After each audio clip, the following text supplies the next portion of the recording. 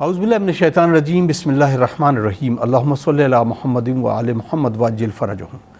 ناظرین اکرام السلام علیکم ورحمۃ اللہ وبرکاتہ۔ آپ دیکھ رہے ہیں خدیجہ ٹی وی اور آج ہم آپ کے سامنے ایک نیا پروگرام لے کر حاضر خدمت ہوئے ہیں۔ پروگرام درس حیات میں آپ کا استقبال کرتا ہوں اور اس پروگرام کے ذریعے جہاں ہم مختلف موضوعات کو ڈسکس کریں گے، مثلا انسان کی زندگی میں جو وہ اپنی زندگی کو تمام ان اصولوں کے ساتھ جیتا ہے جس میں شرعی نقطہ نظر بھی ہوتے ہیں، جہاں حرام و حلال کی پہچان ہوتی ہے، انسان کو اپنے مرجع تقلید کے ان تمام اصولوں کو دیکھنا پڑتا ہے۔ لیکن کچھ ایسے اصول ہوتے ہیں کہ جو شاید شرعی نقطہ نظر سے بہت ضروری نہ ہوں، بہت امپورٹنٹ نہ ہوں، لیکن ہماری زندگی اور خاص طور سے معاشرے کے لیے بہت اہم ہوتے ہیں۔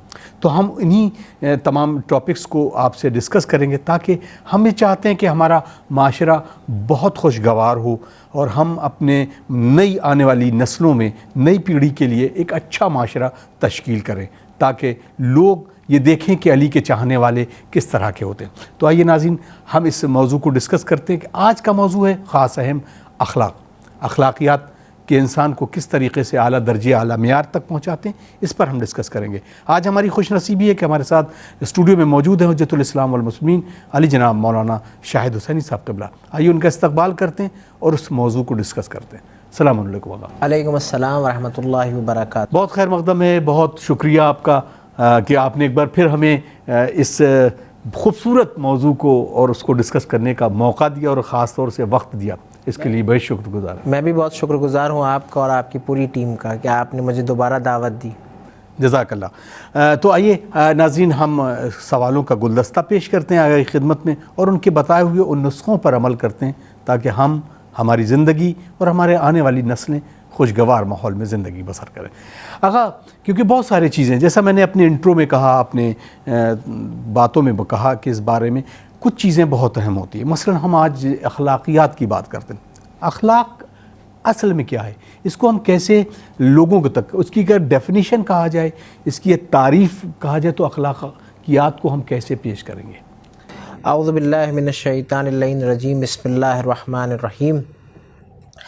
دیکھیے سب سے پہلے اگر اخلاق کی بات کی جائے تو قرآن میں بھی اخلاق کا ذکر ہے اور روایات اور حدیث میں بھی ائمہ کے ذریعے سے اخلاق کا ذکر ہے، لیکن کیونکہ یہاں پر وقت بہت ہی کم ہوتا ہے تو لہٰذا مفصل بیان نہیں کر پاؤں گا میں، لیکن آسان الفاظوں میں اگر اخلاق کی بات کی جائے تو اخلاق انسان کے عمل سے ظاہر ہوتا ہے، اخلاق انسان کے کاموں سے ظاہر ہوتا ہے، اخلاق انسان کی زبان سے ظاہر ہوتا ہے، یعنی زبان کے ذریعے سے، عمل کے ذریعے سے اور اپنے کردار کے ذریعے سے انسان دوسرے انسانوں کے سامنے اپنے اخلاق کو ظاہر کرتا ہے۔ جزاک اللہ۔ تو اسی سے پتہ چلتا ہے کہ سامنے والا کیسا انسان ہے، اچھا ہے یا برا ہے، صحیح ہے یا غلط ہے، مومن ہے یا مومن نہیں ہے۔ انہی تمام چیزیں ظاہر ہوتی ہیں انسان کی زبان سے، اس کے کردار سے اور اس کے اعمال سے۔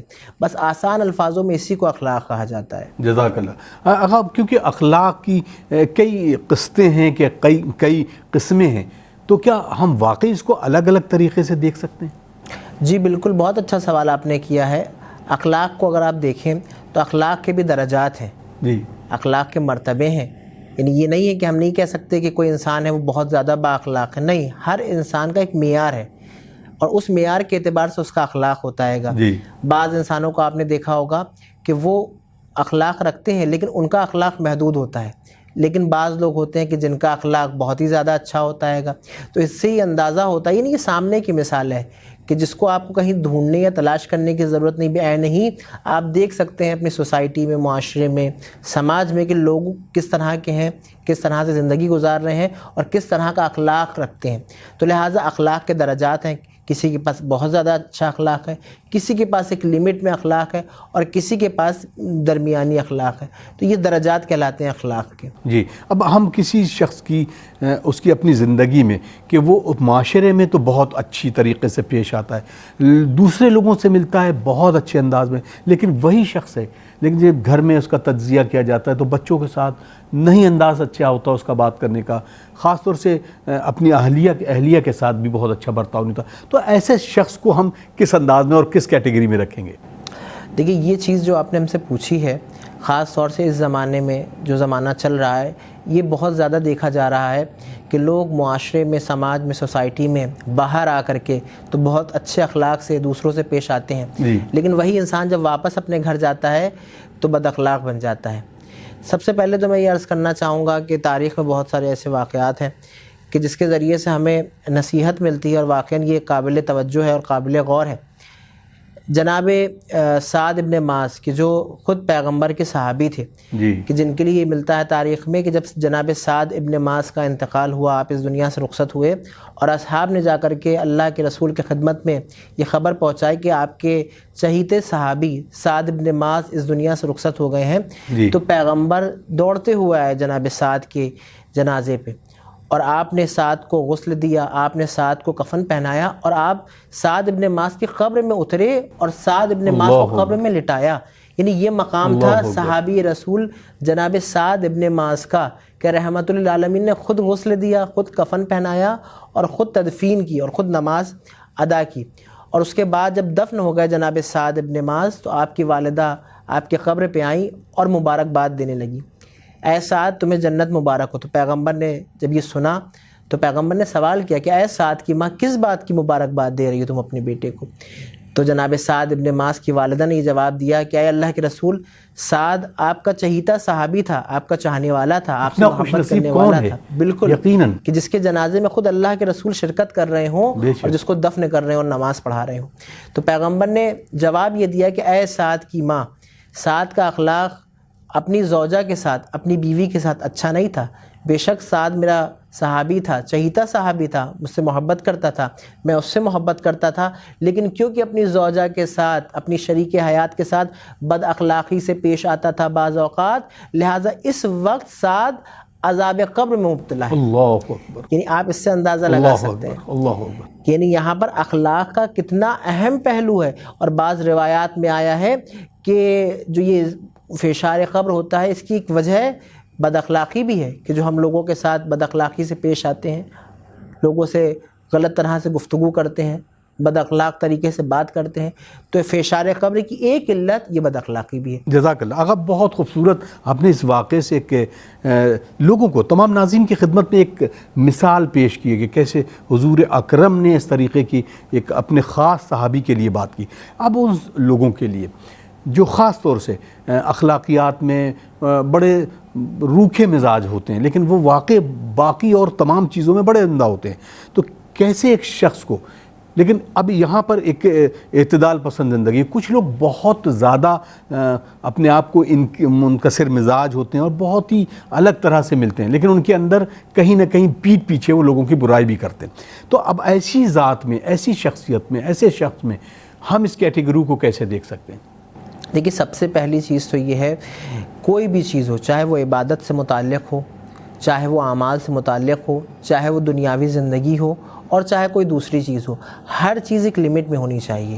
یعنی عبادت ہے تو اس کا وقت معین خداوند متعال نے کیا ہے کہ نماز مغرب کا ایک وقت ہے، نماز فجر کا ایک وقت ہے، نماز ظہر کا ایک وقت ہے۔ ماہ مبارک رمضان آتا ہے تو روزے کا ایک وقت ہے ماہ مبارک رمضان میں، کہ جس میں ہم واجب روزے ادا کرتے ہیں۔ اسی طرح سے یہ جو کہا جاتا ہے کہ یہ انسان جو منکسر مزاج ہے، یعنی یہاں پہ یہ دیکھا جائے کہ واقعاً اس کا جو مزاج ہے وہ اعتدال میں ہے یا نہیں ہے۔ کیونکہ بعض اوقات یہ ہوتا ہے کہ ہم جب باہر آتے ہیں یا لوگوں سے ملتے ہیں، لوگوں کے سامنے آتے ہیں، تو ہم بہت زیادہ ادب و احترام سے ملتے ہیں، لیکن ان کے جاتے ہی ان کے پیٹھ پیچھے ان کی برائیاں اور غیبتیں شروع کر دیتے ہیں۔ تو خداوند متعال ایسے مزاج اور ایسے اخلاق کو پسند نہیں کرتا ہے، اور ائمہ معصومین علیہ السلام نے ایسے مزاج والے انسان کی مذمت کی ہے۔ یعنی یہ جو بعض لوگ کہتے ہیں، آپ نے دیکھا ہوگا کہ ہمارا تو کوئی مخالف ہی نہیں ہے، ہماری تو کوئی مخالفت ہی نہیں کرتا، تو یہ مخالفت نہ کرنا اس بات کی دلیل ہے کہ یہ انسان مومن نہیں ہے بلکہ منافق ہے۔ کیونکہ منافق کا کام ہی یہی ہوتا ہے کہ وہ سب کو خوش کرے اور سب کی مطلب کی بات اس کے منہ پہ کہے اور اس کے بعد اس کی مخالفت کرے۔ تو لہٰذا انسان کو اللہ کے لیے جو بھی کام کرے، جو بھی گفتگو کرے، جو بھی الفاظ اپنی زبان سے نکالے، تو یہ سوچ کے نکالے کہ اللہ اسے دیکھ رہا ہے۔ لہٰذا چاہے وہ انسانوں کے سامنے ہو، چاہے وہ انسانوں کے پیٹھ پیچھے ہوں، لہٰذا اگر واقعاً کوئی انسان اعتدال میں اپنے اخلاق کو رکھتا ہے، منکسر مزاج ہے، تو اس کو اس چیز کا خیال رکھنا چاہیے کہ جیسے وہ لوگوں کے سامنے مل رہا ہے ویسے ہی ان کے پیٹھ پیچھے بھی ان کی تعریف کرے اور ان کے بارے میں بیان پیش کرے۔ جزاک اللہ، سبحان اللہ۔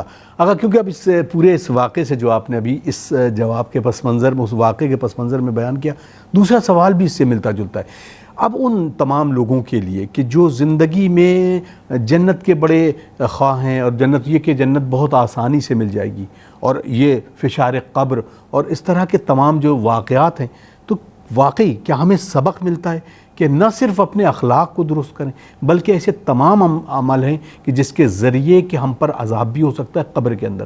تو یہ کتنا اہم ہے، اور کیسے ایک عام انسان، عام مومن، عام مسلمان کو یہ بتایا جائے کہ ہم اپنی زندگی کو اعتدال پسند زندگی کے ساتھ بڑھائیں؟ دیکھیے، سب سے پہلی چیز یہ ہے کہ انسان کو یہ سوچنا چاہیے کہ اگر ہم اس دنیا میں آئے ہیں تو ایک مقصد کے تحت آئیں، ایک ہدف کے تحت آئیں۔ خداوند متعال نے ہمیں عبث خلق نہیں کیا ہے، بلکہ کسی وجہ کے تحت ہمیں خلق کیا ہے، بنایا ہے اور بھیجا ہے اس دنیا میں۔ لہٰذا سب سے پہلے تو ہم اس مقصد کو اپنے ذہن میں رکھیں کہ ہماری زندگی کا مقصد کیا ہے، مقصد حیات کیا ہے، اور اس کے بعد ہم اپنی زندگی کے اوپر غور کریں کہ ہماری زندگی کس طرح کی ہے۔ آپ دیکھیں، خداوند متعال اگر کسی انسان کو بے حد دولت سے نوازتا ہے تو اس کی ذمہ داری بڑھ جاتی ہے۔ اگر خداوند متعال کسی انسان کو بے پناہ علم دیتا ہے تو اس کی ذمہ داری بھی بڑھ جاتی ہے۔ یعنی مختلف انسان اس دنیا میں پائے جاتے ہیں، اور ان مختلف انسانوں میں مختلف طرح کی ذمہ داریاں پائی جاتی ہیں۔ لہٰذا جو ذمہ داری آپ کی ہے وہ ذمہ داری میری نہیں ہے، جو ذمہ داری میری ہے وہ ذمہ داری آپ کی نہیں ہے۔ لہٰذا انسان خود اپنی ذمہ داری کو سمجھ کے اپنی زندگی کو گزارے، اور یہ سوچے کہ ہمیں کس طرح سے اعتدال میں زندگی گزارنی ہے۔ یعنی ہمیں واجبات کے وقت واجبات کو بھی ادا کرنا ہے، اور معاشرے میں جب ہم آئیں تو لوگوں سے ہمیں کس طرح سے پیش آنا ہے۔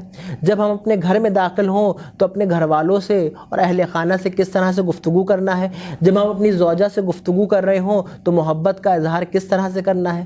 جب بچوں سے ہم بات کر رہے ہوں تو بچوں سے ہمیں کس طرح سے بولنا ہے محبت و پیار سے۔ یعنی ان تمام چیزوں کا اختیار خود انسان کے پاس ہوتا ہے، اور تمام چیزیں دین اسلام نے بتا دی ہیں۔ کچھ چیزیں ہیں قرآن میں موجود ہیں جس کی وضاحت ائمہ معصومین علیہ السلام نے اپنی حدیث اور روایات اور تمام چیزوں میں کی ہے۔ لہٰذا انسان کو خود غور و فکر کرنا چاہیے کہ ہماری ذمہ داری کیا ہے، ہمارا ہدف کیا ہے، اور ہمیں کس طرف لوٹ کے جانا ہے۔ کیوں؟ کیونکہ اگر ہم نے ابھی اس وقت اپنی زندگی کا فیصلہ خود نہ لیا تو آخرت میں پھر ہمیں پشیمانی ہوگی اور ہمیں افسوس ہوگا کہ ہم نے اپنی پوری زندگی گزار دی اور ان تمام چیزوں سے ہم محروم رہ گئے کہ جو ذمہ داری ہمارے اوپر زندگی میں خداوند متعال کی جانب سے آئی تھی۔ جزاک اللہ جزاک۔ ناظرین، آپ دیکھ رہے ہیں پروگرام درس حیات، اور آج کا جو ہمارا ٹاپک ہے وہ ہے اخلاقیات۔ کبھی کبھی بس اوقات یہ ہوتا ہے کہ ہم انسان اپنی محبت کا اظہار بالکل الگ انداز میں کرتے ہیں، لیکن کہتے ہیں نا کہ کبھی کبھی شیرینی یعنی بہت زیادہ میٹھا بھی انسان کو نقصان پہنچاتا ہے، کسی بھی چیز کی زیادتی بہت ہوتی تو کیونکہ مٹھاس لہجے میں ہو، کبھی انسان تند نہ ہو، لیکن کبھی کبھی غصہ بھی انسان کو آتا ہے۔ تو اب جو ایک انسان اپنے بچوں کی تربیت کر رہا ہے، ظاہر سی بات ہے اپنے اہلیہ کے ساتھ، اپنے والدین کے ساتھ وہ بہت اچھے انداز میں، کیا بچوں کے ساتھ یہ تند ہونا یا کبھی کبھی غصے میں آ جانا تو کیا اخلاق سے اس کیٹیگری میں نیچے کی طرف آ جاتا ہے؟ کیسے اس کو بیان کیا جائے کہ ہم اپنی زندگی میں اپنے بچوں کے ساتھ کبھی کبھی بہت زیادہ آدمی ہارش ہو جاتا ہے، غصے میں آ جاتا ہے، تو وہ کیسے اپنے آپ کو کنٹرول کرے اور اپنی بچوں کی تربیت میں اس چیز کو عمل میں لے کے آئے؟ دیکھیے، جو روایات میں ملتا ہے اور جو حدیث میں آیا ہے کہ جس کے اوپر ہم اور آپ عمل کرتے ہیں، وہ یہ ملتا ہے کہ تربیت اولاد کس طرح سے کی جائے، بچوں کی تربیت کس طرح سے کی جائے۔ تو اس کے لیے روایات میں ہمیں یہ ملتا ہے کہ جب بچہ متولد ہوتا ہے، پیدا ہوتا ہے، یعنی تب سے لے کر کے 9 سال تک ہم بچے سے محبت سے پیش آئیں۔ یعنی وہ بادشاہ ہے اور والدین غلام ہیں، یعنی 9 سال تک کی عمر میں والدین غلام رہیں گے اور بچہ جو ہے وہ بادشاہ رہے گا۔ 9 سال سے 14 سال تک بچے کو ہمیں غلام بنا کر کے رکھنا ہے، اور اس کے بعد پھر اس کو وزیر بنا دینا ہے۔ یعنی یہ تمام قوانین کے جو بتائے گئے ہیں دین اسلام کی جانب سے، یہ تمام رولز اور طریقے جو بتائے گئے ہیں تربیت اولاد کے لیے، ان کے اوپر ہمیں غور کرنا ہے۔ کہ اگر واقعاً ہم دین اسلام کو صحیح معنی میں ایکسیپٹ کرتے ہیں اور قبول کرتے ہیں تو جو طریقے تربیت اولاد کے لیے یا دوسری چیزوں کے لیے بتائے گئے ہیں ہم اگر ان کے اوپر عمل کر کے اپنی زندگی کو گزاریں اور اپنے بچوں کی تربیت کریں تو یقیناً ہمارے بچے امکان ہے کہ بگڑ جائیں لیکن کم ہو جاتے ہیں امکان. کیوں؟ کیونکہ ہم نے وہ طریقہ اپنایا ہے, وہ طریقہ اختیار کیا ہے کہ جو ائمہ معصومین علیہ السلام کے ذریعے سے بتایا ہوا طریقہ ہے. واہ, جزاک اللہ.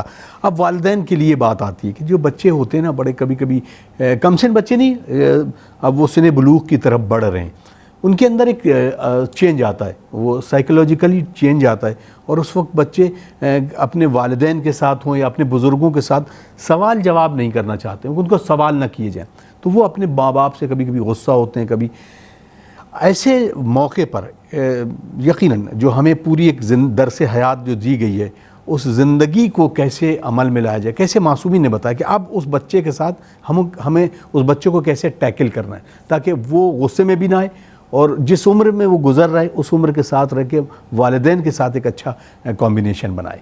دیکھیے سب سے بڑی چیز تو ہماری کیا یہ ہے, خاص طور سے ہمارے ہندوستان میں, کہ ہمارے کیا جو بچوں کو پڑھایا جاتا ہے یا ان کو تربیت کی جاتی ہے تو اس میں جو والدین ہوتے ہیں, اکثر والدین کا یہ حال ہے کہ وہ بچوں کو شروع سے غلام بنا کر کے رکھتے ہیں, یعنی بچپن سے لے کر کے اور جوانی تک, اور جوانی کے بعد بھی جب ادھیڑ عمر کا ہو جاتا ہے بچہ تب بھی وہ سوچتے ہیں یہ میرا غلام ہے. تو یہ چیز غلط ہے. کیوں؟ کیونکہ بچے سے اگر ہم کھل کے گفتگو نہیں کریں گے, اس کے مسائل کو اگر ہم کھل کے حل نہیں کریں گے, اس کی مشکلات کو اگر ہم نہیں پوچھیں گے تو ظاہر سی بات ہے وہ اپنا دوست باہر والوں کو بنا لے گا. اس کو نہیں پتا ہے کہ باہر والے اس کے حق میں بہتر ہیں یا بہتر نہیں ہیں, اچھے ہیں یا برے ہیں, لہذا وہ تمام مشورے, وہ تمام دل کی باتیں کہ جو اس کے دل میں موجود ہیں اور وہ بیان کرنا چاہ رہا ہے, کیونکہ والدین کی طرف سے اجازت نہیں ہے, ایک رعب ہے, ایک دبدبہ ہے, لہٰذا وہ اپنے والدین سے ڈر کے مارے ہیبت کی وجہ سے نہیں بتا رہا, لہٰذا وہ ایسے انجان لوگوں کو اپنا دوست بنا لیتا ہے کہ شاید جن کی وجہ سے بعد میں اس کو خامیازہ بھی بھگتنا پڑتا ہے. لہٰذا کوشش یہ کرنا چاہیے والدین کو, اور اس زمانے میں خاص طور سے کہ جو زمانہ چل رہا ہے 2024 جو چل رہا ہے, اس زمانے میں ہر چیز آپ کے سامنے ہے. سوشل میڈیا کا زمانہ ہے, سوشل میڈیا کا دور ہے, فیس بک, انسٹاگرام, یوٹیوب کا دور ہے, ہر چیز بچوں کے سامنے ہے, نوجوانوں کے سامنے ہے, لہٰذا وہ دیکھتے ہیں اور دیکھنے کے بعد اب ان کے ذہن میں اگر سوال آ رہا ہے تو وہ کس سے کریں. لہٰذا ہمارے معاشرے میں کچھ لوگوں کا یہ حال ہے کہ وہ بچوں کے سامنے روب رکھتے ہیں کہ جس کی بنا کے اوپر بچے ایرے غیروں سے جا کر کے سوالات کرتے ہیں. اب ایرے غیرے ان کو کس طرح سے ٹریٹ کر رہے ہیں, کس طرح سے غلط سلط جواب ان کو دے رہے ہیں, یہ خود والدین نہیں جانتے, جس کا نتیجہ یہ ہوتا ہے کہ جب بچہ جوان ہو جاتا ہے تو وہ بگڑنے لگتا ہے. پھر والدین کو فکر ہوتی ہے کہ میرا بچہ کیسے بگڑ گیا, کیونکہ شروع سے آپ نے ماحول گھر میں اس طرح کا بنایا کہ بچہ آپ سے نہیں کھلا, لہذا جس کا نتیجہ یہ ہوا کہ بچہ دھیرے دھیرے دھیرے دھیرے باہر والوں کے ماحول میں مل کے بگڑنے لگا, اور اس کے بعد پھر افسوس ہوتا ہے اور ندامت ہوتی ہے. کیا کہنا. اگر کیونکہ وہ والدین کی بات ہم کریں اس پروگرام اخلاقیات کے اوپر جو اس موضوع کو ہم ڈسکس کریں, کچھ والدین جو ہیں وہ خاص طور سے والد کے لیے کہا جائے کہ وہ بزرگی میں پہلے دیکھتے ہیں اپنے والد کو, پھر اپنے دادا کو دیکھتے ہیں کہ وہ اپنے بچوں سے بڑے دور دور رہتے تھے, کیونکہ معاشرہ اس طریقے کا بنا ہوا تھا کہ اگر ہم 20-50 سال پہلے جائیں تو ایک والد جو ہے وہ اپنے بچے کو اپنے گود میں لیتے ہوئے شرم آتی تھی اسے. آج ماحول بدلا ہوا ہے, تو ابھی بھی کچھ لوگ ایسے ہیں کہ وہ اپنے آپ کو ایک باپ کی حیثیت سے اسی طرح سے روب و دبدبا. کیا شریعت نے یا اسلامی نقطہ نظر نے اس کو صحیح مانا ہے؟ کس طرح کا ماحول ہونا چاہیے باپ اور بیٹے میں؟ یقیناً ایک فرق ہے, لیکن اس فرق کو بھی سامنے رکھا جائے اور ایک باپ بیٹے کی محبت کو بھی سامنے رکھا جائے اور تربیت کا ایک پہلو بھی سامنے آ جائے. اسلام بار بار اس چیز کی تاکید کرتا ہے کہ اپنے بچوں سے محبت کا اظہار کرو, چاہے وہ والد ہوں اور چاہے وہ والدہ ہوں, چاہے ماں ہو چاہے وہ باپ ہو.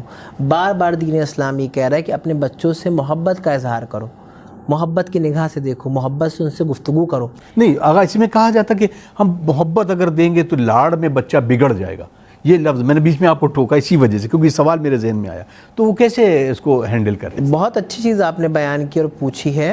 دیکھیے یہاں پہ کیا ہوتا ہے, میں نے جیسا کہ عرض کیا, ہر چیز ایک لمٹ میں ہونی چاہیے. یعنی اگر لمٹ پار ہو جائے گی یا لمٹ کراس ہو جائے گی تو ظاہر سی بات ہے بگڑنے کا امکان ہے. یعنی ایک پل صراط ہے, اگر ذرا سا ادھر ہوئے تب بھی گرے اور ذرا سا ادھر ہوئے تب بھی گرے. لہٰذا ہمیں بیچ میں چلنا ہے, سینٹر میں چلنا ہے تاکہ ہم اپنی منزل تک پہنچ جائیں. تو لہٰذا اگر ہم اپنے بچوں سے محبت کرنے تو ایسی اندھی محبت بھی نہ ہو کہ بچہ دوسروں سے بدتمیزی سے پیش آ رہا ہے یا توہین کر رہا ہے, لہٰذا ہم اس کو ڈانٹ نہیں رہے ہیں, ہم اس کو سمجھا نہیں رہے ہیں, ہم اس کو بتا نہیں رہے. نہیں, ہمیں یہ بھی بتانا ہے کہ اس کو احترام کیسے کرنا ہے, ہمیں یہ بھی بتانا ہے کہ اخلاق کیا ہوتا ہے, ہمیں یہ بھی بتانا ہے کہ دوسروں سے کیسے پیش آنا ہے, اور ہمیں اس کی محبت کا بھی خیال رکھنا ہے کہ ہمیں اس کو کس طرح سے محبت دینا ہے, کس طرح سے اس سے گفتگو کرنا ہے. لہٰذا دونوں چیزیں معتدل رکھی جائیں, جی اعتدال میں رکھی جائے, یعنی محبت بھی کی جائے اور اس کو ایڈیکیٹس اور مینرز بھی سکھائے جائیں کہ دیکھو تمہیں کس طرح سے والدین سے پیش آنا ہے, کس طرح سے باہر والوں سے پیش آنا ہے, کس طرح سے تمہیں اسکول اور کالج میں پیش آنا ہے, تاکہ بچے کے ذہن میں شروع سے یہ رہے کہ محبت بھی ضروری ہے اور احترام بھی ضروری ہے. جزاک اللہ. اب ایسے ماحول میں جہاں پہ میرے ذہن میں ایک یہ چیز آئی کہ کچھ جگہوں پر یہ بھی ہوتا ہے کہ ہم اپنے اہلیہ کے ساتھ بڑے تند لہجے میں بات کرتے ہیں, بچے موجود ہوتے ہیں ان کے سامنے, تو ظاہر سی بات ہے کبھی کبھی بچے بھی دیکھتے ہیں کہ یہ میرا باپ جو ہے وہ ماں سے اس لہجے میں بات کر رہا ہے. کبھی پھر یہ بچے بڑے ہوتے ہوتے ماں سے اپنے اسی لہجے میں بات کرتے ہیں. تو اپنے معاشرے میں اس ماحول کو ایک انسان کے لیے جو اپنے خاص طور سے اہلیہ کے لیے وہ اس کو سمجھتا ہے کہ وہ ایک عورت ہے, عورت کے ساتھ اسی طرح سے پیش آنا ہے. تو آج ہم اس پروگرام کے حوالے سے کیسے ان کو یہ میسج دیں گے کہ اپنی اہلیہ کے ساتھ جو بھی مسئلے ہوں اس کو کیسے ڈسکس کرنا چاہیے تاکہ بچوں کے ذہن میں یہ آنے والی نسلوں کے ذہن میں اس طرح سے منتقل نہ ہو جو چیزیں بربادی کی طرف لے جاتی ہوں. دیکھیے یہاں پہ میں یہ کہنا چاہتا ہوں کہ مسائل سب کے گھروں میں ہوتے ہیں, سب جگہ ہوتے ہیں مسائل. یہ کوئی ایک گھر کا مسئلہ یا ایک شہر کا مسئلہ یا ایک ملک کا مسئلہ نہیں ہے. دنیا میں جہاں جہاں بھی شادی شدہ جوڑے رہ رہے ہیں, زندگی گزار رہے ہیں, سب کے ساتھ کچھ نہ کچھ مسائل ہیں اور مسائل ہوتے بھی ہیں کیونکہ انسان ہے, معصوم تو نہیں ہے. لہٰذا اب یہاں پر یہ دیکھا جائے کہ ان مسائل کو سولو کیسے کیا جائے, حل کیسے کیا جائے. لہٰذا خاص طور سے یہ خیال رکھنا چاہیے, چاہے وہ شوہر ہو چاہے وہ زوجہ ہو, اگر کچھ مسئلہ ہے بھی گھر میں تو لہٰذا اس کو ایک بند کمرے کے اندر سولو کیا جائے تاکہ نہ بچے اس کو دیکھیں نہ اور گھر والے اس کو دیکھیں. کیوں؟ کیونکہ اگر ہم گھر والوں کے سامنے یا بچوں کے سامنے اپنے جھگڑے کو یا اپنے اختلاف کو لائیں گے تو لہٰذا اس سے انسان خود اپنے کی شخصیت کو مجروح کرے گا, خود اپنی عزت کو مجروح کرے گا, گرائے گا.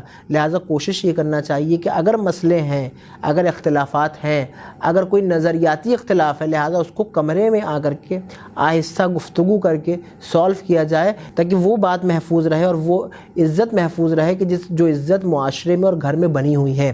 کیوں؟ کیونکہ اگر ہم دوسروں کے سامنے آ کر کے لڑائی و جھگڑے کریں گے, اختلافات کریں گے, لہذا دھیرے دھیرے ہماری وہ عزت کم ہونے لگے گی. اور بچہ جو ہوتا ہے وہ ایک کوہرا کاغذ ہوتا ہے, لہذا جو وہ دیکھے گا انہی چیزوں کو اپنے ذہن میں حفظ کرے گا اور اس کے بعد وہی چیزیں وہ دہرائے گا.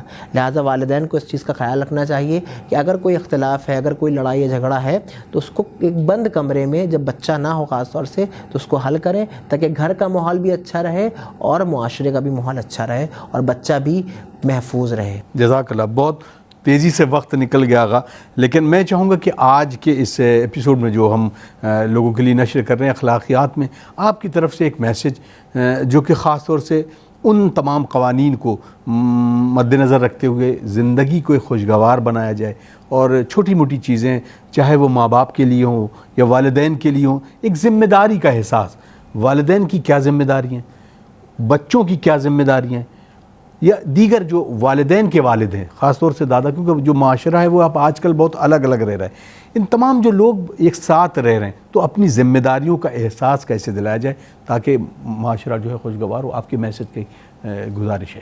بہت اچھی بات آپ نے کہی. معمولاً ہندوستان میں یہ ماحول ہے کیونکہ زیادہ تر ویسٹ میں تو یہ ہوتا ہے کہ وہاں پہ لوگ پرائیویٹ لائف زیادہ پسند کرتے ہیں, سیپریٹ لائف زیادہ پسند کرتے ہیں, تو وہاں شادی ہوتے ہی لوگ الگ ہو جاتے ہیں. لیکن الحمدللہ ہندوستان میں ابھی بھی جوائنٹ فیملیز ہیں, جوائنٹ فیملی میں لوگ رہ رہے ہیں, زندگی گزار رہے ہیں اور اس کے بہت سارے فوائد بھی ہیں. تو لہٰذا کوشش یہ کرنا چاہیے کہ اگر ہم جوائنٹ فیملی میں رہ رہے ہیں, لوگوں کے ساتھ رہ رہے ہیں, بھائیوں کے ساتھ, بہنوں کے ساتھ, والدین کے ساتھ, تو ہم سب کے حقوق کا خیال رکھیں. سب سے اہم چیز یہ ہے کہ حقوق کا خیال رکھنا. خود امام زین العابدین علیہ الصلاۃ والسلام نے ہر انسان کے حق کو بتایا ہے کہ ہر انسان کا حق کیا ہے, چاہے وہ والدین کا حق ہو, چاہے وہ بھائیوں کا حق ہو, چاہے وہ بچوں کا حق ہو, چاہے وہ بہنوں کا حق ہو. یعنی سب کے حق کو امام زین العابدین نے بیان کیا ہے۔ لہٰذا اگر ہم لوگوں کے ساتھ یا اپنے گھر والوں کے ساتھ زندگی گزار رہے ہیں تو ہمیں سب سے پہلی چیز تو لوگوں کے حق کا خیال رکھنا ہے، اور دوسری چیز یہ ہے کہ ان کی ضرورتوں کو پورا کرنا ہے۔ جو ضرورتیں ہم پوری کر سکتے ہیں کم سے کم ہم ان کو پورا کریں۔ اگر ہم مالی اعتبار سے مدد نہیں کر سکتے تو ہاتھ پیروں سے کر سکتے ہیں، ہاتھ پیروں سے نہیں کر سکتے تو زبان سے کر سکتے ہیں، یعنی جس اعتبار سے بھی ہم مدد ان کی کر سکتے ہیں ہمیں مدد کرنا چاہیے، اور کوشش یہ کرنا چاہیے کہ باتوں کو اوائڈ کریں، نظر انداز کریں۔ یہ ایک خوشگوار زندگی کا مطلب ہی یہی ہے کہ کچھ باتوں کو نظر انداز کیا جائے اور زندگی میں آگے بڑھا جائے۔ بہت بہت شکریہ آقا، بڑا خوبصورت موضوع، اور انشاءاللہ اس موضوع کو ہم کوشش کریں گے اس سے انصاف کیا جائے اس موضوع کے ساتھ، اور ایک اچھا خوبصورت پروگرام آگے نشر کریں۔ بہت شکریہ آپ نے ہمیں وقت دیا۔ ناظرین، آپ دیکھ رہے ہیں پروگرام درس حیات، اور اس پروگرام کا آج کا موضوع تھا اخلاقیات، اور اس پر انشاءاللہ یہ کوشش جاری رہے گی کہ ہم اور کچھ اور چیزوں کو آپ کے ساتھ شیئر کریں۔ آپ کے ذہنوں میں، آپ کے خیالات میں کوئی ایسے سوال ہو تو آپ ہمیں ضرور ہمارے نمبر پہ بھیج سکتے ہیں، جس کے ذریعے ان کو ہم اس پروگرام میں شامل کرتے ہیں۔ اپنے میزبان اطہر کاظمی کو اجازت دیجیے۔ والسلام علیکم ورحمۃ اللہ وبرکاتہ۔ اللہم عجل لولیک الفرج۔